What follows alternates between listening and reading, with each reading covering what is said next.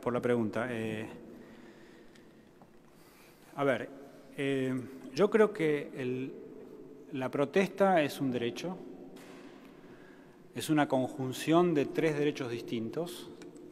Digamos, la Constitución no habla del derecho a protestar, pero uno puede construir la existencia de ese derecho a partir de tres derechos distintos, que es el derecho de peticionar a las autoridades, el derecho a reunión, el derecho a la libertad de expresión. De estos tres derechos, hay dos derechos que están sujetos a reglamentaciones que no alteren su esencia, por ponerlo de algún modo. Pero hay un derecho de estos tres que tiene una superprotección, que es el derecho a la libertad de expresión.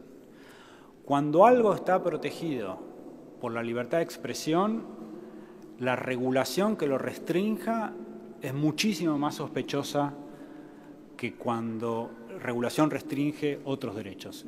En otras palabras, reitero, el derecho a la libertad de expresión es un derecho superprotegido. Entonces, la cuestión, y era el problema que yo trataba de resolver en alguno de mis artículos, era en qué casos la protesta puede entenderse como una manifestación predominante de la libertad de expresión y en qué casos no. Y mi respuesta a ese problema es: no hay una fórmula general. Hay protestas y protestas. Todo depende de distintas consideraciones muy relevantes, como por ejemplo, ¿quiénes protestan?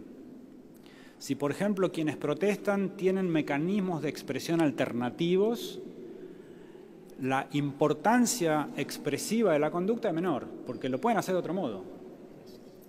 ¿Por qué protestan? ¿A quiénes afectan cuando protestan? ¿A cuántos afectan? ¿Con qué intensidad?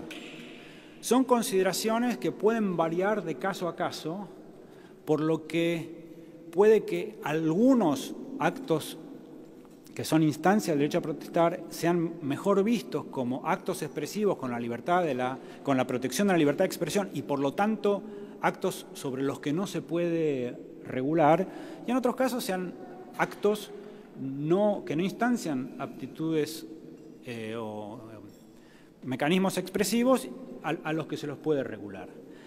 Ahora, una cosa que yo dije explícitamente fue que incluso si la protesta, en ese artículo, incluso si la protesta no tuviese protección constitucional, no quiere decir que deba ser castigada.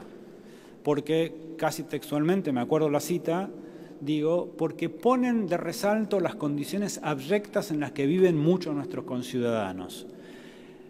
Y además, no todo lo que no está constitucionalmente protegido es un delito o debe ser un delito. Hay cosas que no están constitucionalmente protegidas, pero no tiene sentido que se hagan un delito. Mi punto ahí era, nuevamente, un punto más bien teórico, tratar de entender cuál es, por ponerlo de alguna manera, la gramática o las razones que racionalizan y explican el derecho a protestar. En síntesis, creo que los actos de protesta son diferentes unos a otros. El grado de protección constitucional que pueden tener dependen de en cuánto instancian aptitud expresiva, y eso depende de muchas consideraciones diferentes.